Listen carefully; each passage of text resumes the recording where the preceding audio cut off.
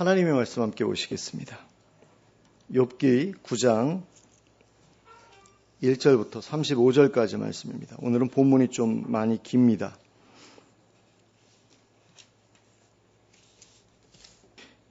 욥기 9장 1절부터 35절까지를 저와 여러분이 함께 합독하겠습니다. 함께 읽겠습니다. 시작. 욥이 대답하여 이르되 진실로 내가 이 일이 그런 줄을 알거니와 인생이 어찌 하나님 앞에 의로우랴. 사람이 하나님께 변론하기를 좋아할지라도 천마디에 한마디도 대답하지 못하리라. 그는 마음이 지혜로우시고 힘이 강하시니 그를 거슬러 스스로 완악하게 행하고도 형통할 자가 누구이랴. 그가 진노하심으로 산을 무너뜨리시며 옮기실지라도 산이 깨닫지 못하며 그가 땅을 그 자리에서 움직이시니 그 기둥들이 흔들리도다. 그가 해를 명령하여 뜨지 못하게 하시며 별들을 가두시도다. 그가 홀로 하늘을 펴시며 바다 물결을 밟으시며 북두성과 삼성과 묘성과 남방의 밀실을 만드셨으며 측량할 수 없는 큰 일을 셀 수 없는 기이한 일을 행하시느니라. 그가 내 앞으로 지나시나 내가 보지 못하며 그가 내 앞에서 움직이시나 내가 깨닫지 못하느니라. 하나님이 빼앗으시면 누가 막을 수 있으며 무엇을 하시나이까 하고 누가 물을 수 있으랴. 하나님이 진노를 돌이키지 아니하시나니 라합을 돕는 자들이 그 밑에 굴복하겠거든. 하물며 내가 감히 대답하겠으며 그 앞에서 무슨 말을 택하랴. 가령 내가 의로울지라도 대답하지 못하겠고 나를 심판하실 그에게 간구할 뿐이며 가령 내가 그를 부름으로 그가 내게 대답하셨을지라도 내 음성을 들으셨다고는 내가 믿지 아니하리라. 그가 폭풍으로 나를 치시고 까닭 없이 내 상처를 깊게 하시며 나를 숨쉬지 못하게 하시며 괴로움을 내게 채우시는구나. 힘으로 말하면 그가 강하시고 심판으로 말하면 누가 그를 소환하겠느냐. 가령 내가 의로울지라도 내 입이 나를 정죄하리니 가령 내가 온전할지라도 나를 정죄하시리라. 나는 온전하다마는 내가 나를 돌아보지 아니하고 내 생명을 천히 여기는구나. 일이 다 같은 것이라. 그러므로 나는 말하기를 하나님이 온전한 자나 악한 자나 멸망시키신다 하나니 갑자기 재난이 닥쳐 죽을지라도 무죄한 자의 절망도 그가 비웃으시리라. 세상이 악인의 손에 넘어갔고 재판관의 얼굴도 가려졌나니 그렇게 되게 한 이가 그가 아니시면 누구냐. 나의 날이 경주자보다 빨리 사라져 버리니 복을 볼 수 없구나. 그 지나가는 것이 빠른 배 같고 먹이에 날아내리는 독수리와도 같구나. 가령 내가 말하기를 내 불평을 잊고 얼굴빛을 고쳐 즐거운 모양을 하자 할지라도 내 모든 고통을 두려워하오니 주께서 나를 죄 없다고 여기지 않으실 줄을 아나이다. 내가 정죄하심을 당할진대 어찌 헛되이 수고하리이까. 내가 눈 녹은 물로 몸을 씻고 제물로 손을 깨끗하게 할지라도 주께서 나를 개천에 빠지게 하시리니 내 옷이라도 나를 싫어하리이다. 하나님은 나처럼 사람이 아니신즉 내가 그에게 대답할 수 없으며 함께 들어가 재판을 할 수도 없고 우리 사이에 손을 얹을 판결자도 없구나. 주께서 그의 막대기를 내게서 떠나게 하시고 그의 위엄이 나를 두렵게 하지 아니하시기를 원하노라. 그리하시면 내가 두려움 없이 말하리라. 나는 본래 그렇게 할 수 있는 자가 아니니라. 아멘. 오늘 우리가 함께 읽은 본문에는 욥이 수앗 사람 빌닷의 말에 대해 대답했던 내용이 기록되어 있습니다. 이때 욥은 먼저 앞에서 빌닷이 말했던 내용들에 대해 일리가 있다고 인정하였습니다. 2절 전반부의 말씀입니다. 진실로 내가 이 일이 그런 줄을 알거니와.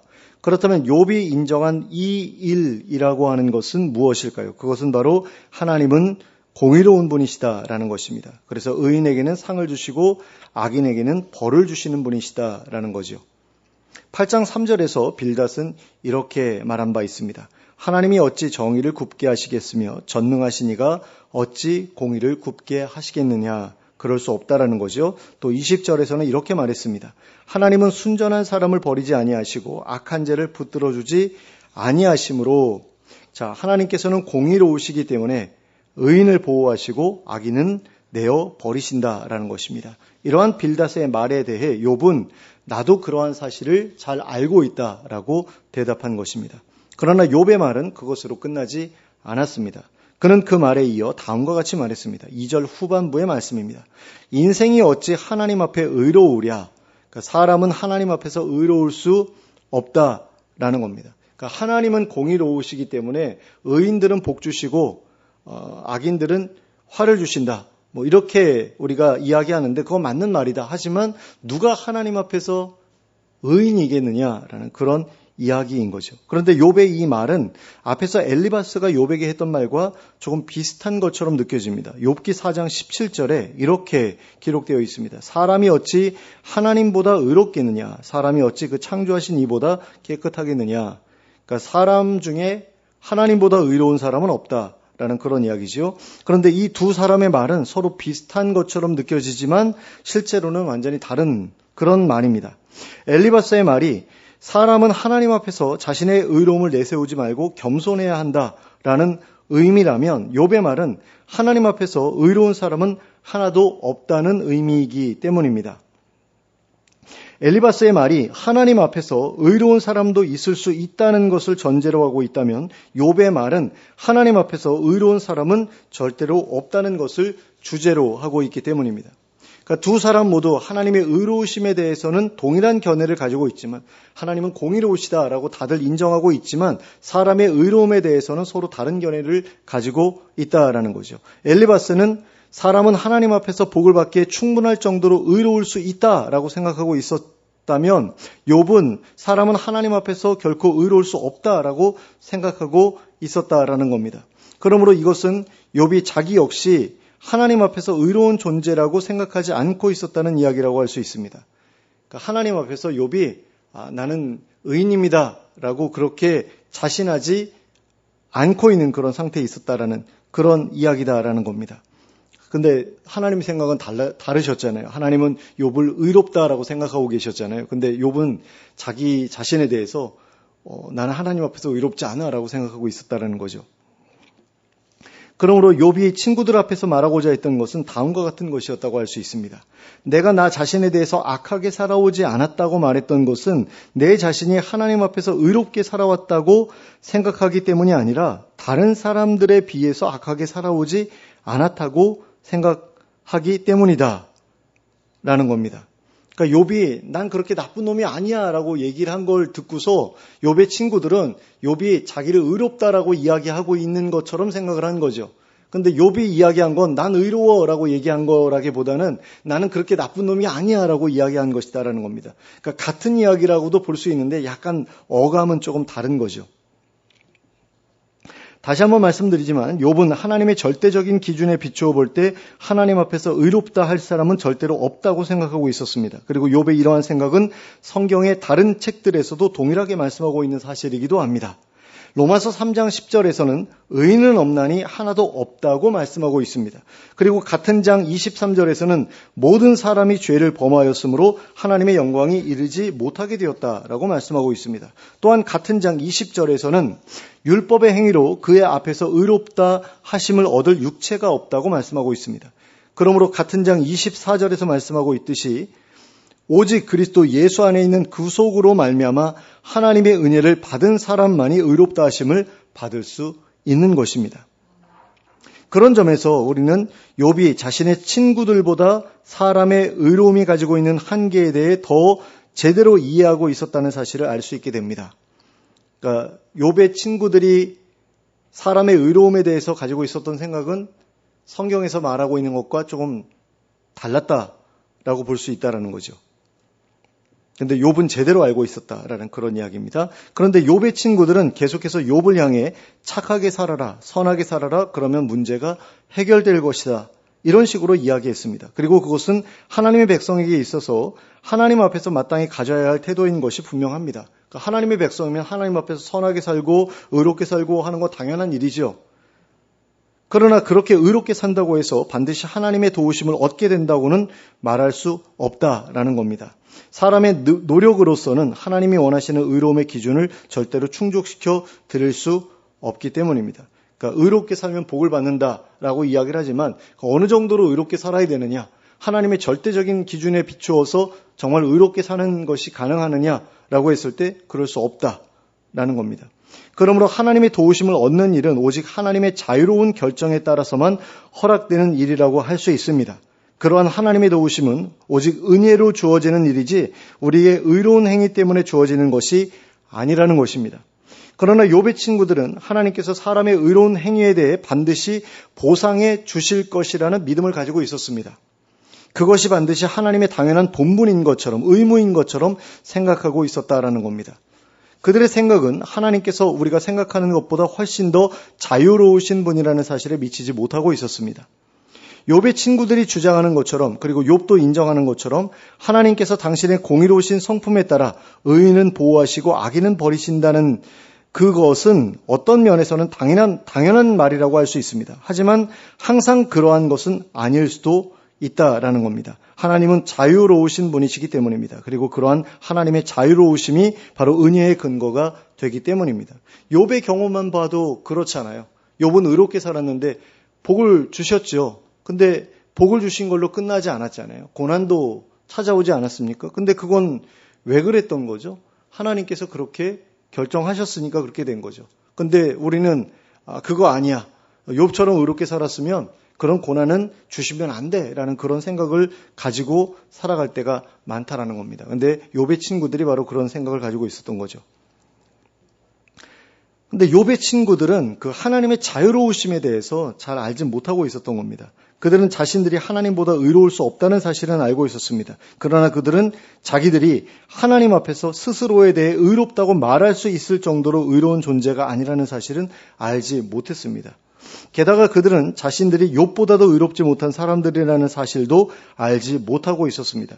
그들의 주장대로라면 그들은 욥보다 더한 고난을 받아 마땅한 사람들이었습니다.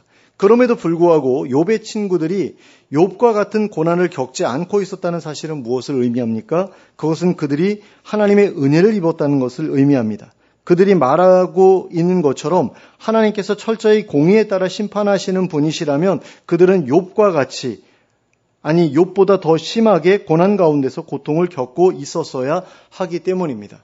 지금 친구들이 말하는 것은 욥이 뭔가 죄를 지었기 때문에 벌 받는다라는 거잖아요. 그런데 욥의 친구들이 욥보다 의롭나요? 그렇지 않지요. 욥이 욥의 친구들보다 더 의롭잖아요. 그런데도 그런 고난을 당하고 있다? 그러면 욥의 친구들은 욥보다도 더 심한 고난을 당해야 되는 거잖아요. 근데 그런 일이 벌어지지 않고 있는 것은 무슨 이유냐? 모든 것이 하나님의 은혜 때문이다 라는 그런 이야기입니다. 하나님의 은혜 때문에, 하나님의 자유로우신 결정 때문에 욥과 같은 고난을 그 친구들이 겪고 있지 않고 있었다라는 겁니다. 하지만 그들은 그 사실을 알지 못했습니다. 그래서 그들은 자기들이 욥과 같은 고난을 겪지 않을 수 있었던 이유는 오로지 자기들의 의로운 삶 때문이었다고 생각했습니다. 그리고 욥이 고난을 겪고 있는 것은 욥이 자기들보다 의롭게 살지 못했기 때문이라고 생각했습니다. 얼마나 어이없는 그런 이야기입니까? 어처구니 없는 생각이잖아요. 근데 그렇게 생각하고 있었던 거예요. 겉으로 드러나는 그런 모습만 보고 쟤는 어려움 겪고 있으니까 나보다 신앙생활을 잘못했을 거야. 이런 식으로 생각을 한다는 거죠. 제가 저런 어려움을 겪고 제가 병원에 입원해 있고 제가 어떤 사고를 당했고 쟤네 자식이 어떻게 됐고 이런 것은 모두 다 제가 잘못했기 때문이야. 이렇게 생각하는 것은 욥의 친구들이 생각하고 있는 것과 별로 차이가 없는 생각이라는 겁니다. 그러므로 우리는 욥의 친구들과 같은 착각에 빠지지 않도록 주의해야 합니다. 이 세상에 하나님 앞에서 자기를 의롭다고 말할 수 있는 사람은 아무도 없다는 사실을 분명하게 기억해야 합니다. 그리고 겸손해야 합니다. 자신이 하나님 앞에서 의롭지 못한 존재라는 사실을 인정해야 합니다. 그래야지 다른 사람들에 대해서 쟤는 의롭지 못하기 때문에 벌을 받았어라는 그런 이야기를 감히 할 수 없게 되기 때문인 거죠. 우리는 아담의 허리에 있을 때에 이미 아담과 함께 죄를 짓고서 하나님께 사형 선고까지 받았던 사람들입니다. 그러나 하나님의 은혜로운 결정에 따라 우리에 대한 사형 집행은 먼 훗날로 유예되었습니다.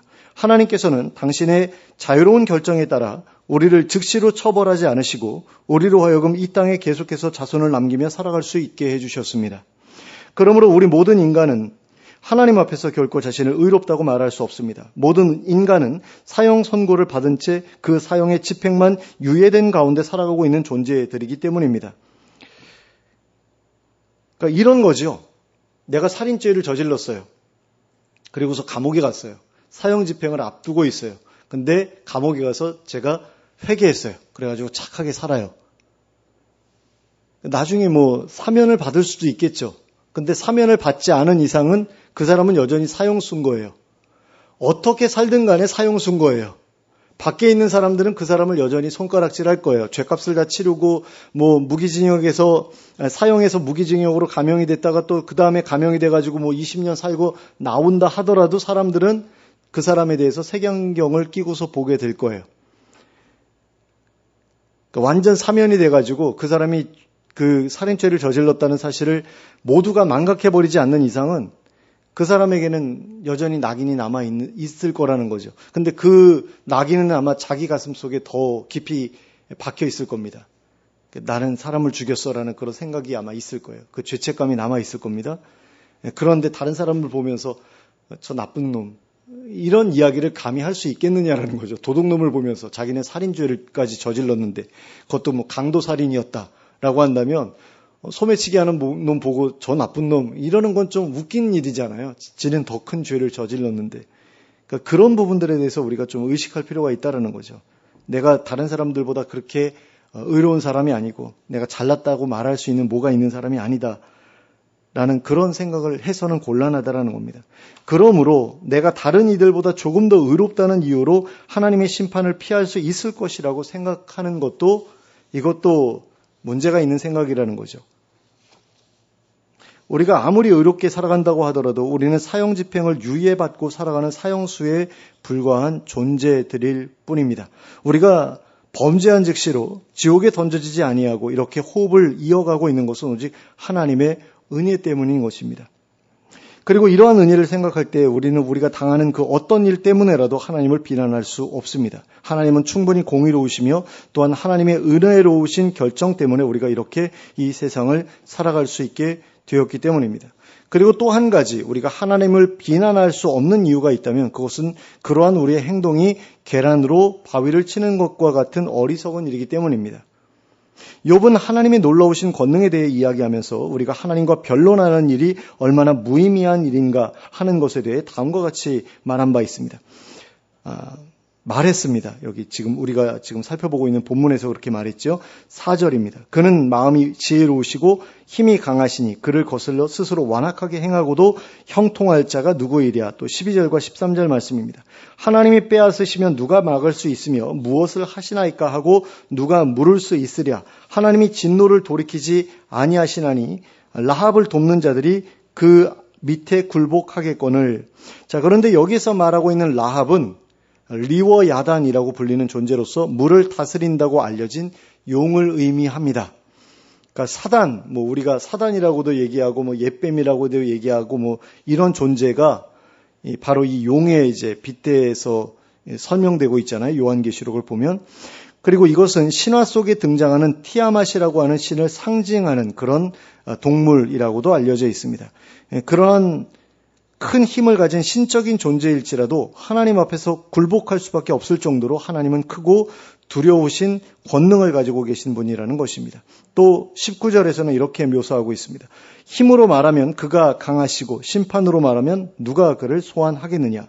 이렇게 권능 있는 분에게 무슨 변론을 하자고 할 수 있겠느냐라는 거죠. 하나님께 무슨 비난을 가할 수 있겠느냐. 함부로 누가 그렇게 대줄 수 있겠느냐 이런 이야기를 하고 있는 겁니다. 그런데 지금까지의 묘사들이 하나님과 사람과의 관계에 근거한 묘사라고 한다면 5절부터 10절까지의 묘사는 하나님과 자연과의 관계에 근거한 묘사라고 할 수 있습니다. 5절부터 10절까지의 말씀을 다시 한번 보시겠습니다. 그가 진노하심으로 산을 무너뜨리시며 옮기실지라도 산이 깨닫지 못하며 그가 땅을 그 자리에서 움직이시나니 그 기둥들이 흔들리도다. 그가 해를 명령하여 뜨지 못하게 하시며 별들을 가두시도다. 그가 홀로 하늘을 펴시며 바다 물결을 밟으시며 북두성과 삼성과 묘성과 남방의 미시를 만드셨으며 측량할 수 없는 큰 일을 셀 수 없는 기이한 일을 행하시느니라. 자, 욥은 이러한 하나님의 권능을 생각할 때 하나님을 거역한다거나 하나님을 비난한다거나 하는 일이 가당키나 한 일이냐고 생각했던 것입니다. 그러면서 하나님과 대면하여 말하는 일에 대한 자신의 두려움을 다음과 같이 고백하고 있는 것을 볼 수 있습니다. 14절부터 16절까지의 말씀입니다. 하물며 내가 감히 대답하겠으며 그 앞에서 무슨 말을 택하랴. 가령 내가 의로울지라도 대답하지 못하겠고 나를 심판하실 그에게 간구할 뿐이며 가령 내가 그를 부르므로 그가 내게 대답하셨을지라도 내 음성을 들으셨다고는 내가 믿지 아니하리라. 자, 내가 감히 하나님께 뭐라고 하기가 참 그렇다라는 그런 이야기죠. 두렵다라는 그런 이야기입니다. 그러니까 하나님이 이렇게 대단한 분이야라는 이야기를 앞에서도 이야기하고 뒤에서도 이야기를 하잖아요. 5절부터 10절까지에서도 이야기하고 그 뒤에서도 이렇게 얼마나 엄청난 분인지에 대해서 이야기하고 있잖아요. 그러면서 내가 어떻게 감히 하나님께 뭐라고 할 수 있겠어라고 이야기를 한단 말입니다. 그리고 욥은 실제로 하나님을 만나게 되었을 때에도 여기에서 말한 것처럼 하나님 앞에서 단 한마디도 제대로 대답하지 못했던 것을 보게 됩니다. 그리고 하나님께서는 욥을 찾아오신 후에 욥이 여기에서 언급했던 내용들에 대해 욥에게 질문하심으로써 그때까지 욥이 해왔던 말에 대해 친히 귀를 기울이고 계셨다는 사실을 알려주셨습니다. 하나님께서 욥에게 나타나신 후에 묘성과 삼성, 북두성을 지으신 일에 대해 질문하셨던 것이나 라합을 다스리시는 일에 대해 질문하셨던 것은 욥이 여기에서 언급했던 내용을 그대로 반복해서 말씀하신 것이었습니다. 그러니까 욥이 여기에서 얘기했던 것을 욥기 마지막 부분에 하나님이 욥에게 나타나시잖아요. 그렇게 나타나셔가지고 똑같이 이야기를 하셨다라는 거죠. 너 그렇게 이야기했었지? 라고 하시면서 그렇게 이야기하시는 것을 보면 욥이 친구들과 나눴던 얘기를 하나님은 다 듣고 계셨다라는 것을 우리가 알 수 있다라는 겁니다. 그런 가운데에서 네가 뭘 안다고 나한테 그런 것들을 물어라고 그렇게 말씀을 하시죠. 그리고 거기에 더해서 욥에게는 감히 하나님과 변론을 요구할 수 있는 그런 자격이 없다는 사실을 계속해서 상기시켜 주셨던 것을 우리가 볼 수 있습니다. 그러므로 욥이 스스로 말한 것처럼 욥은 물론이거니와 그 어떤 사람이라고 하더라도 하나님 앞에서 하나님의 행하시는 일에 대해 불만을 토해낼 자격을 가진 사람은 없다고 할 수 있다라는 겁니다. 그러니까 원래 다 사형수인데 그리고 하나님한테 대들어봤자 뭐 우리가 아무것도 할 수 있는 게 없는데 뭐 가지고서 하나님께 대드냐라는 거죠.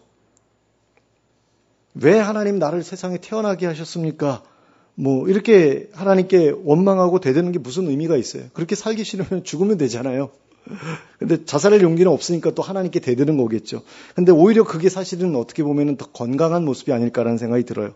하나님께 그렇게 대들기라도 하면 하나님이 찾아와 주시잖아요. 혼내주시기 위해서라도 어쨌든 찾아와 주시잖아요. 그래서 하나님 만나면 그때는 그 삶이 바뀌잖아요.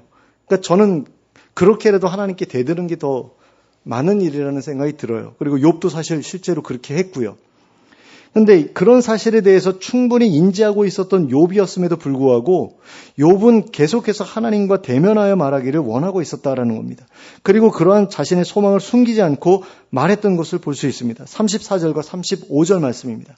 주께서 그의 막대기를 내게서 떠나게 하시고 그의 위엄이 나를 두렵게 하지 아니하시기를 원하노라. 그리하시면 내가 두려움 없이 말하리라. 나는 본래 그렇게 할 수 있는 자가 아니니라. 하나님께서 나를 겁주시지만 않으면 내가 당당하게 하나님 앞에 나 그렇게 나쁜 놈 아니에요 라고 말하고 싶다라는 그런 이야기입니다. 그러면 왜 욥은 하나님의 권능에 대한 두려움에도 불구하고 계속해서 하나님과 대면하여 말하기를 원했던 것일까요? 그것은 욥에게 하나님에 대한 불편한 마음이 있었기 때문입니다. 하나님에 대해서 원망스러운 그런 마음이 있었기 때문이에요. 욥은 하나님 앞에서 의롭다고 할 만한 사람이 없다는 사실을 인정하고 있었음에도 불구하고 자신의 친구들과 살짝 비슷한 그런 마음을 가지고 있었던 겁니다. 어떤 생각이요? 그래도 다른 사람들보다 의롭게 살면 좀 하나님께서 도와주셔야 되는 거 아니야? 복을 주셔야 되는 거 아니야? 이런 생각이 욥에게도 있었다라는 거죠.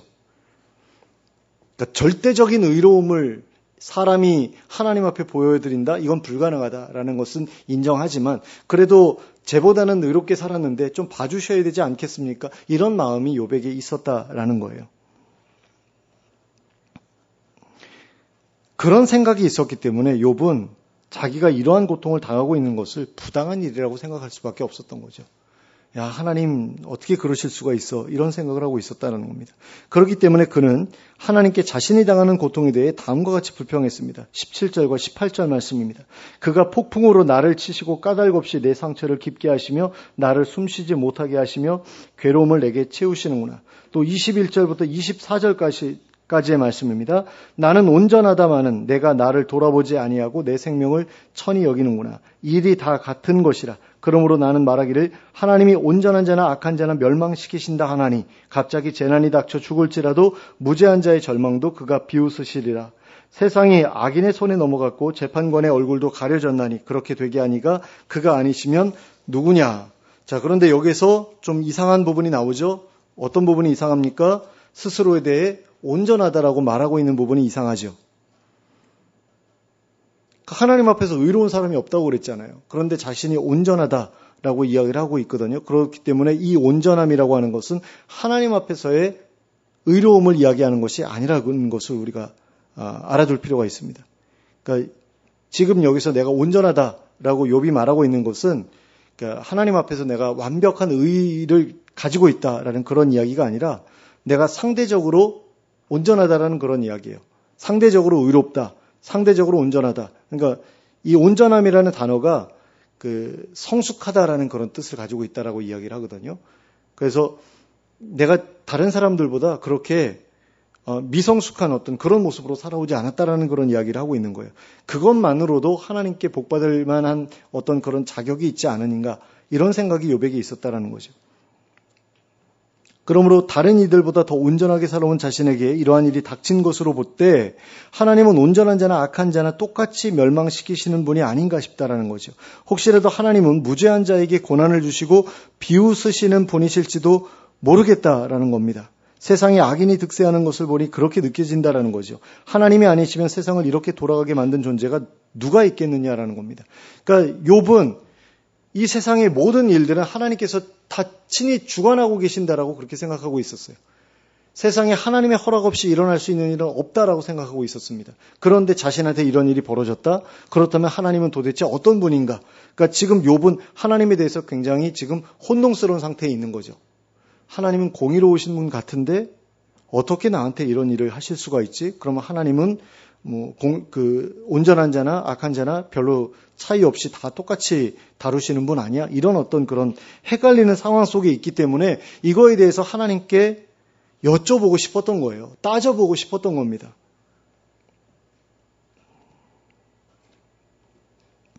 그는 계속해서 하나님께 자신의 억울함을 토로했습니다. 25절부터 31절까지의 말씀입니다.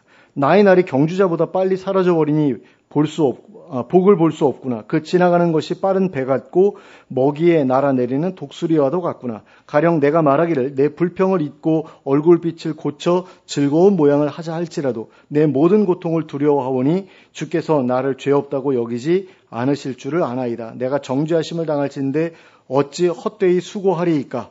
내가 눈 녹은 물로 몸을 씻고 잿물로 손을 깨끗하게 할지라도 주께서 나를 개천에 빠지게 하시리니 내 옷이라도 나를 싫어하리이다. 자, 욥은 하나님께서 자신의 상대적인 의에 대해 조금도 인정해주지 않고 계시는 것 같은 상황에 절망하고 있었습니다. 비록 내가 하나님 앞에서 의인이라고 주장할 수는 없을지라도 하나님의 뜻을 좇아서 의롭게 살려고 노력해온 것은 사실인데 어떻게 나를 이렇게 고통스럽게 하실 수 있느냐는 것입니다. 내가 아무리 노력해도 하나님 앞에서 정죄받을 수밖에 없다면 내가 무엇하러 수고스럽게 의로운 삶을 살고자 노력해 왔겠느냐는 것입니다. 내가 아무리 노력해도 하나님께서는 나를 더럽게 여기실 것이 아니냐는 말입니다. 이거 굉장히 슬픈 이야기인 거죠. 29절 말씀이 저는 굉장히 강하게 다가왔어요. 내가 정죄하심을 당할진대 어찌 헛되이 수고하리이까. 내가 이렇게 열심히 사는데도 내가 복을 누리지 못한다면 내가 열심히 살 필요가 뭐겠습니까? 여기서 이제 욥의 절망감이 느껴지는 거죠. 이처럼 욥의 항변은 우리에게도 너무나 설득력 있게 다가옵니다. 우리가 생각하기에도 하나님 앞에서 절대적으로 의로운 사람이 아무도 없다고 한다면 상대적으로나마 조금이라도 더 의로운 사람에게 복을 주시는 것이 마땅하다. 라고 생각되기 때문입니다. 그러나 사람들 간에 서로 비교하여 조금 더 의롭다거나 조금 더 악하다거나 하는 것은 하나님 앞에서 그렇게 큰 의미가 없는 일입니다. 사람이 그 어떤 의로움도 하나님의 절대적인 기준에는 미치지 못하기 때문입니다. 그럼에도 불구하고 하나님께서 그러한 상대적인 의에 대해 인정해 주시고 누군가에게 복을 주신다고 한다면 그것은 그야말로 하나님의 자유로운 선택에 따른 은혜로운 선물이라고 할 수 있습니다. 그것은 절대적으로 하나님의 자유로운 결정이라고 할 수 있습니다. 그러므로 우리는 결코 그것을 하나님께 강요할 수 없습니다. 그것은 전적으로 하나님께서 결정하실 문제이지 우리의 생각대로 결정되어질 일이 아닌 것입니다. 그러나 욥의 친구들은 물론이거니와 욥 자신까지도 하나님께서 그렇게 결정하시는 것이 하나님의 공의에 합당한 일이라고 믿었습니다. 그리고 모두가 그렇게 결정해 주시기를 기대했습니다. 그리고 이것은 자신들이 하나님 앞에서 얼마나 큰 죄인인가 하는 것에 대한 온전한 인식이 없었기 때문이었습니다. 자신들이 그저 하나님의 자비와 은총만을 구해야 하는 비참한 처지에 있는 존재라는 사실을 그들이 알지 못하고 있었기 때문이었습니다. 그러므로 욥은 자신이 고백했던 이 말, 어찌 인생이 하나님 앞에 의로우랴 라는 말이 의미하는 진정한 의미가 무엇인가 하는 것을 더욱더 깊이 묵상했어야 했습니다. 그리고 하나님 앞에서 잠잠했어야 했습니다. 후에 하나님을 만나서 하나님께 책망을 들었을 때 욥이 고백했던 것처럼 자신이 친구들에게 말했던 모든 말들이 무지한 말들이었고 바른 이치를 가리우는 말이었음을 미리 깨달았어야 했던 것입니다. 그러나 욥은 그렇게 하지 못했습니다. 그리고 그 결과 자신의 상대적인 의를 친구들 앞에서 과도하게 주장하게 되었습니다. 그리고 그러한 욥의 태도는 마치 자신이 하나님보다 더 의롭다고 주장하는 것처럼 보일 정도가 되었습니다. 그래서 그 결과 욥은 이 일에 대하여 엘리후로부터 아주 강한 책망을 받게 되었습니다. 욥이 하나님을 향해 자신의 상대적인 의로움을 주장해 주시지 않으시는 것에 대해 부당하다고 주장한 것은 자신이 하나님보다 의로운 사람이라고 주장한 것이나 다름없는 일이었기 때문입니다. 그러니까 하나님이 내 상대적인 의를 인정해 주시지 않으신다? 그거는 하나님께서 잘못하고 계시는 거야 라는 그런 이야기를 지금 욥이 한 거잖아요. 그러면 욥이 지금 하나님을 심판하고 있는 것 아닙니까? 판단하고 있는 거잖아요. 평가하고 있는 거잖아요. 근데 누가 누구를 평가할 수 있습니까? 더 의로운 사람이 덜 의로운 사람을 평가할 수 있는 거잖아요. 그런 점에서 욥이 지금 하나님보다 내가 더 의롭다, 내 판단이 더 옳다라고 지금 이야기하고 있는 것과 마찬가지의 일을 지금 하고 있는 것이나 다름이 없는 거죠. 그러니까 차라리 입을 다물고 있었어야 했는데 너무나 힘들다 보니까 이런 이야기를 해가지고 어리석은 그런 말을 할 수밖에 없었던 거죠. 그래서 우리가 좀 생각해 둬야 될 것이 무엇이냐면요. 욥이라는 사람이 그 욥기 3장인가에 보면은 그런 내용이 나오잖아요. 그 모든 일을, 그 모든 비극을 욥이 겪었음에도 불구하고 어리석게 하나님을 원망하지 않았다라는 이야기가 나오잖아요. 그래서 우리는 끝까지 욥이 어리석게 굴지 않았다, 하나님을 원망하지 않았다라고 생각하는데요. 사실은 그렇지 않다고 보입니다. 그러니까 욥은 하나님을 원망했어요. 오늘 우리가 읽은 그 욥기 9장의 내용은 욥이 하나님을 원망하는 그런 내용이에요. 실제로 원망을 하고 있습니다. 하나님, 내가 이렇게 노력했는데도 하나님께서 나에게 이런 고난을 주신다면 내가 의롭게 살아야 될 이유가 뭡니까? 라는 이 이야기가 원망이 아니면 뭐겠어요? 원망했습니다. 어리석게 굴었어요. 그래서 나중에 하나님께 책망을 받습니다. 그럼에도 불구하고 욥의 친구들보다는 욥이 하나님에 대해서 잘못한 말이 적었다라는 거죠. 그래서 하나님께 인정을 받았다라는 것인데 그 부분을 우리가 이렇게 서로 비교해서 볼 필요는 있지만 그렇다고 해가지고 욥은 완전히 옳은 말만 했고 욥의 친구들은 틀린 말만 했다 이렇게 보아서는 곤란하다라는 거죠. 그래서 욥기가 좀 어려운 책이 아닌가라는 그런 생각이 듭니다. 그런데 욥이 보여주었던 이런 태도 있잖아요. 내가 열심히 살았는데 하나님 나한테 복을 주셔야지, 복을 안 주시는 거 이건 문제 있는 거 아닙니까? 라는 그런 태도예요. 이건 오늘날의 기독교인들에게도 어렵지 않게 찾아볼 수 있는 모습이라고 할 수 있습니다. 기독교인들 중에 많은 사람들이 하나님께 복을 받고자 하는 기대를 가지고 하나님 앞에서 의롭게 살아오고자 애를 쓰는 것을 보게 됩니다.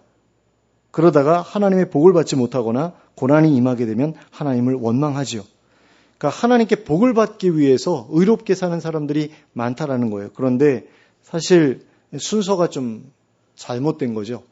하나님께 내가 구원을 받았으니까 그것이 감사해서 내가 의롭게 살아야 되겠다. 이게 사실은 맞는 태도인데 많은 사람들이 그런 태도, 그런 생각보다는 의롭게 살면 복을 주신다니까 의롭게 살아야지. 이런 식으로 이제 살아간다라는 거죠. 그러다 보니까 어려움이 닥칠 때 하나님을 원망하게 된다라는 겁니다.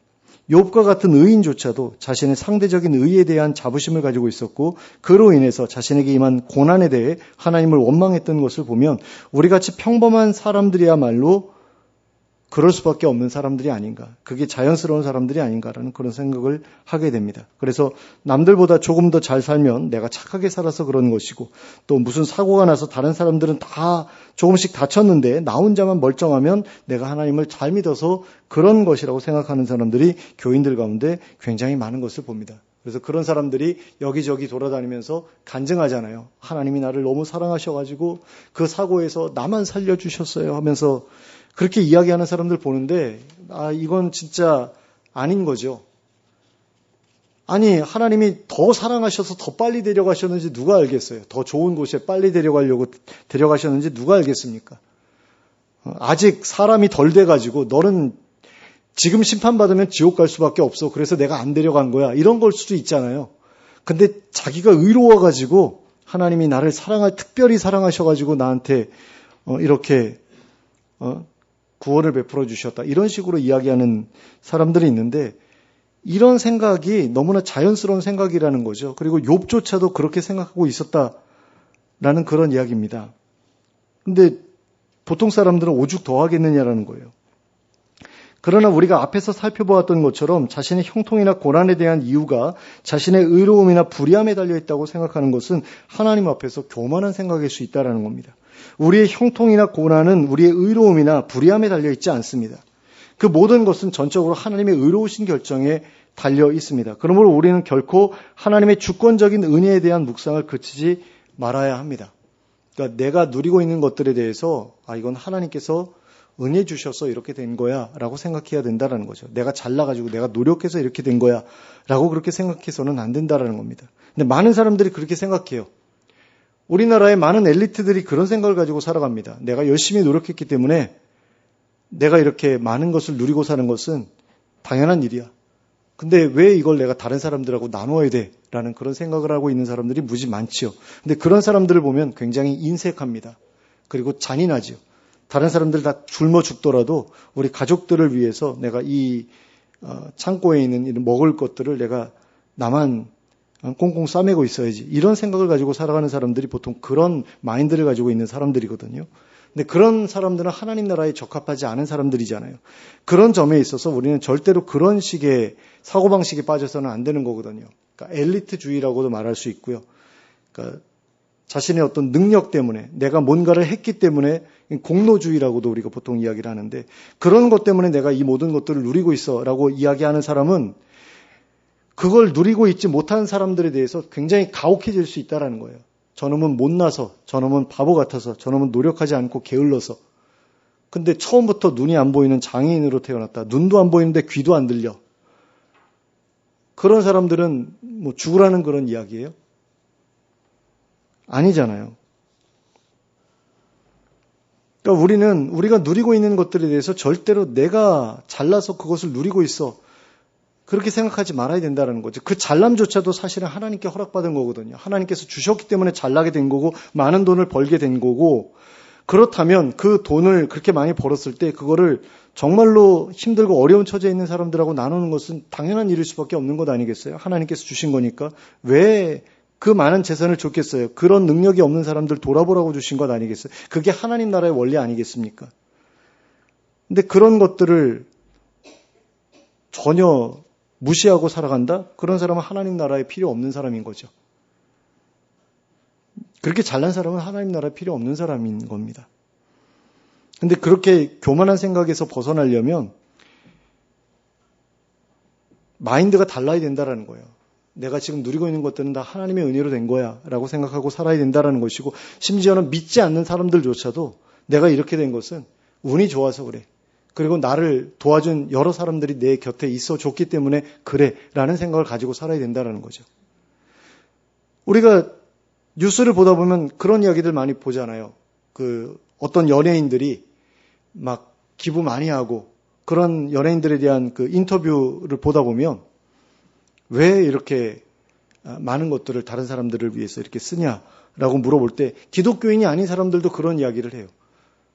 내가 이렇게 잘 된 것은 운이 좋아서고 내 옆에 있는 사람들이 나를 도와줬기 때문이고 팬들이 나를 사랑해줬기 때문에 이렇게 많은 것들을 내가 누리게 됐는데 이걸 어떻게 나 혼자서만 누릴 수 있느냐 그러면서 도와주잖아요. 이게 하나님 나라의 원리거든요. 이 사람들은 하나님을 믿지 않는데도 그런 식으로 생각을 하고 있는 거예요. 저는 그래서 그 사람들이 하나님 나라에 더 가깝다라는 생각이 들어요. 교회를 안 다니는 사람조차도 이렇게 생각하고 있는데 우리 믿는 사람들이 내가 의로워서 내가 착하게 살아서 이렇게 하나님께 복을 받았어라고 생각한다는 것은 이건 진짜 잘못된 생각이라는 거죠.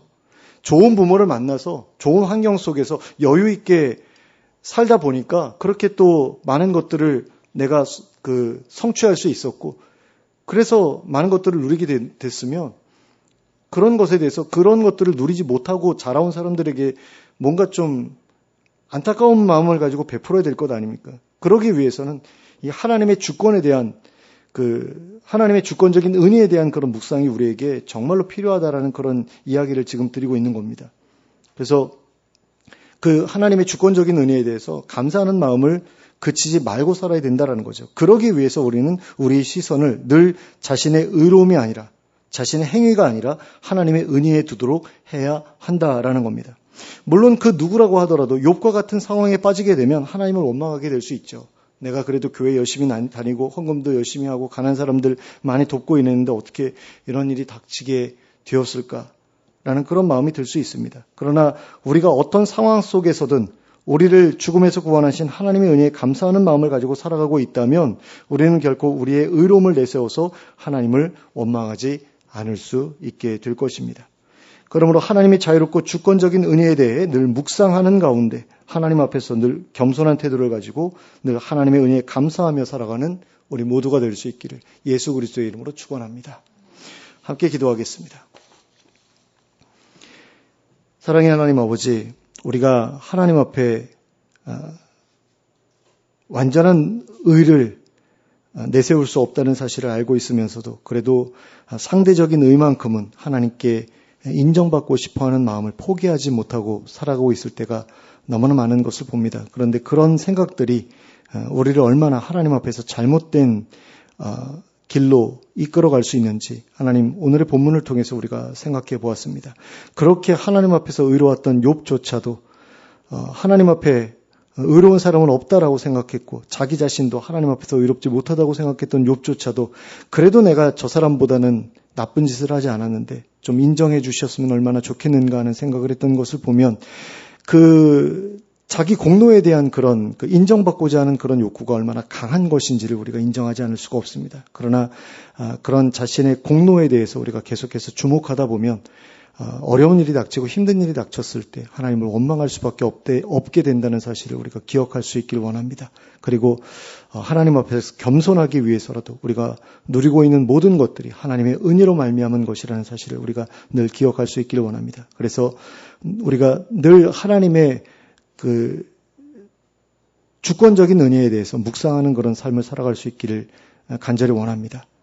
내가 누리고 있는 모든 것들 다 하나님의 은혜로 되어진 것이고 내가 누리고 있는 모든 것들 원래는 내가 누릴 자격이 없는 그런 사람임에도 불구하고 하나님께서 주신 것들이라는 것을 늘 기억하는 가운데 우리의 삶이 항상 감사로 가득 차 있게 하여 주시고 원망 같은 것은 하지 않게 하여 주시고 힘들고 어려운 일이 있을 때에는 오히려 하나님께 필요한 것을 아뢰어 누리는 가운데 계속해서 감사를 더해 나가는 저희의 삶이 될 수 있도록 인도하여 주시옵소서. 예수 그리스도의 이름으로 기도하였습니다. 아멘.